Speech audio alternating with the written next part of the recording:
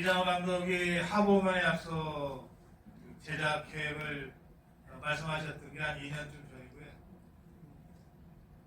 우리가 탄핵 저지 투쟁을 하면서도 이장호 감독님이 하보만의 약속을 제작하고 있다 이렇게 광화문에 가면은 그런 플래카드도 걸려있고 그래서 저는 대신 탄핵 저지 투쟁에 이겨서 대통령 복귀 시켜놓고 이 영화 보면 진짜 좋겠다 생각해요. 네, 그렇게 안 됐어요. 근데 우리가 탄핵 싸움에서는 졌지만 50일 후에 대선에서는 이겨야 되잖아요. 대선에서 이기기 위한 투쟁이 이제 막 전열을 가다듬고 있는 이 시점에 하보만의 약속이 개봉돼서 어떤 면에서는 50일 후에 우리 대선 투쟁의 승리를 하나님이 약속하셨다 이렇게도 생각을 합니다. 아멘.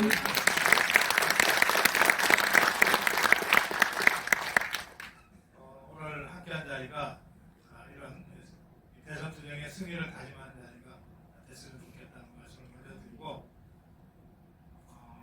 이 영화 제작에 적지 않은 비용이 들어가는데 아무리 이장호 감독님이 천재적인 거장이지만 돈 없으면 안 되는 거잖아요. 이장호 감독님이 마음껏 제대로 된 다큐멘터리 영화 제작을 1년 반 만에 마치게 해주신 분이에요. 정부영 대표님 모시겠습니다. 네, 반갑습니다. 사실 이 영화에 대해서 오늘 대선 주자 중에 한 분이 전화가 왔더라고요. 이 포스터에다 자신의 얼굴을 넣어달라고 하시는데 제가 안 된다고 했습니다.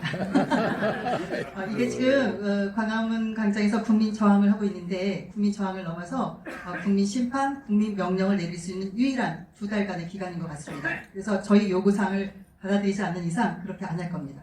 그래서 제일 먼저 뭘 막아야겠습니까? 부정선거. 예, 부정선거 법을 고치지 않고도 시행령으로 얼마든지 할 수 있습니다. 부정선거 얼마든지 막을 수 있으니까 그런 것을 요구 조건을 받아들이는 그리고 반중할 수 있는 후보 그리고 5.18을 올바르게 폭동이라든가 이런 제대로 된 그 역사적 진실을 밝힐 수 있는 후보에게 우리가 밀어주게 될 것입니다. 그렇죠 여러분? 네. 그래서 이런 것들을 할 수 있어야 되는 것이고 그리고 이것은 사실 문화전쟁, 역사전쟁, 이념전쟁, 영적 전쟁의 전쟁터이고 여러분은 최전선에 지금 서 계십니다. 여러분이 하실 일은 오늘 감동을 받고 이 영화를 누구에게 보여주셔야겠습니까?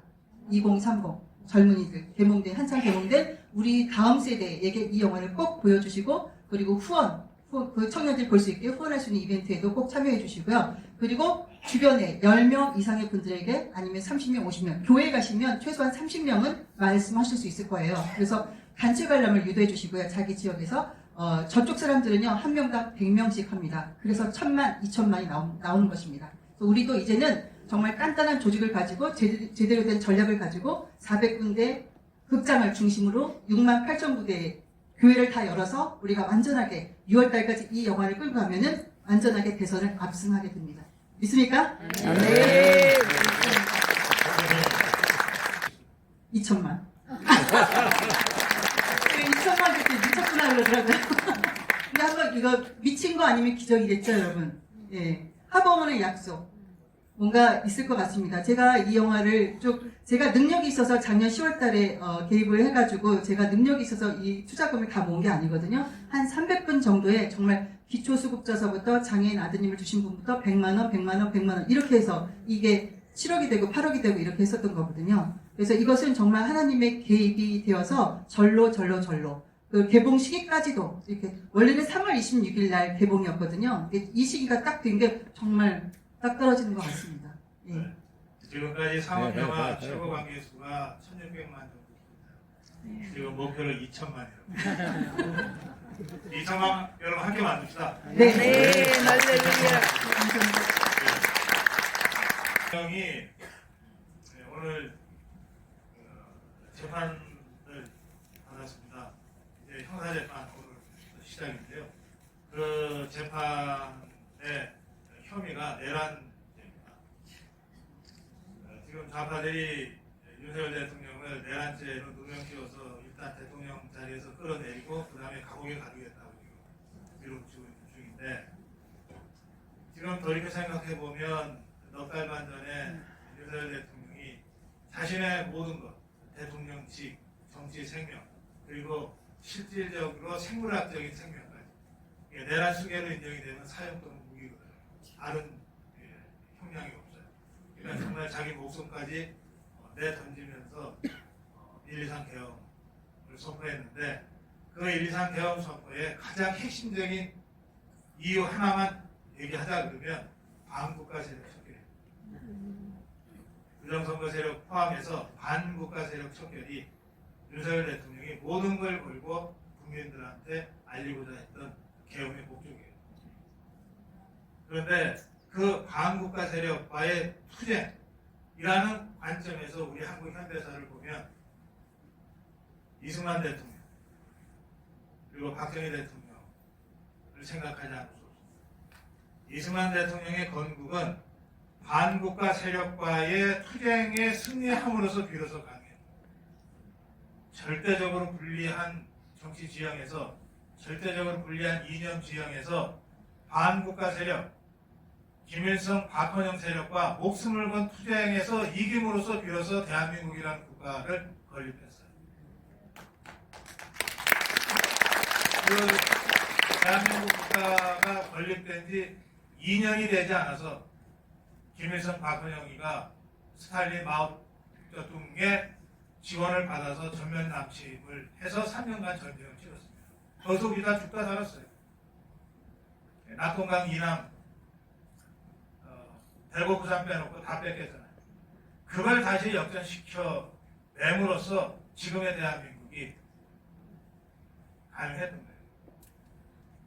박정희 대통령의 근대화 혁명, 이것 또한 반국가 세력과의 끊임없는 투쟁 속에서 이루어집니다. 대통령 암살 시도만 직접 2번이나 당했잖아요. 며칠 전에 별세하셨는데 그때 31명의 북한 무장 게릴라들이 청와대 뒷산까지 넘어와서 박정희 목을 따러 왔다고 그러면서 그 김신종, 그리고 그게 발생한 지 불과 4, 5년 만에 8.15 날 문세방이 시켜서 또 박정희 대통령 저격했잖아요. 그 흉탄에 유병수 여사가 서거하셨지만 이런 목숨을 건 체제전쟁, 반국가 세력과의 목숨을 건 체제전쟁에서 이겨내고 근대화 혁명을 이뤄내요. 그리고 김일성 집단과의 체제전쟁에서도 승리합니다. 그러니까 우리 대한민국은 그냥 어느 날 갑자기 생긴 거 아닙니다.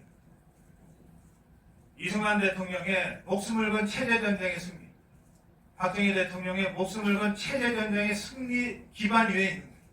반국가 세력과의 목숨을 건 투쟁의 그 위에 우리 대한민국이 있고 그 반국가 세력과의 투쟁의 연장선에 윤석열 대통령의 123 개헌이 있는 겁니다. 그래서 이승만에서 박정희를 거쳐서 윤석열로 대한민국의 자유우파의 역사가 계승되고 있다. 이렇게 우리가 말씀하는 거예요. 그 역사의 흐름을 윤석열 대통령의 123 개헌을 통해서 개몽됐다고는 하지만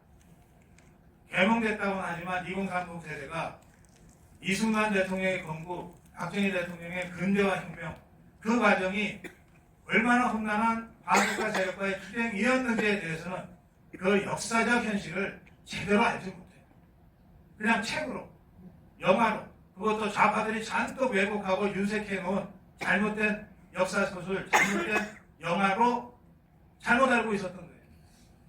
그러니까 윤석열 대통령에 대한 오해는 우리 1230 세대들이 이번 개몽령을 통해서 깨우쳤지만 여전히 건국 대통령 이승만, 근대화 혁명가 근대화 대통령 박정희에 대해서는 제대로 그 실체를 알지 못하고 있는 겁니다.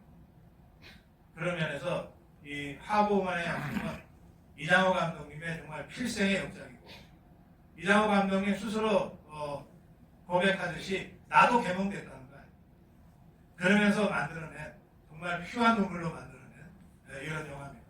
이 영화를 그래서 우리 자유파 국민들이 모두 다 봐야 되지만 그 중에서도 특별히 1230 세대와 함께 손잡고 봐야 된다. 그냥 1, 2, 30 세대 모아놓고 영화 한 편 보여주고 헤어지는 게 아니라 여러분들이 1, 2, 30 세대 다 자식이나 손주, 손자들인데 손잡고 와서 함께 보시고 끝난 다음에 얘기를 해요. 여러분들이 겪은 내 역사, 우리의 역사와 이 하버만의 역사라고, 하버만의 약속이라고 하는 이 다큐멘터리 영화가 어떻게 역사적 현실이고 지금 우리의 적시적 현실인지에 대해서 함께 공유해야 됩니다. 그래서 진정으로 다시 깨어나게 역할을 하셔야 돼요. 네, 그런 각오를 가지시고 오늘 이 영화를 함께 봐주셨으면 좋겠습니다. 자, 제 말씀 여기까지 마무리하고 영화 함께 보시죠. 고맙습니다.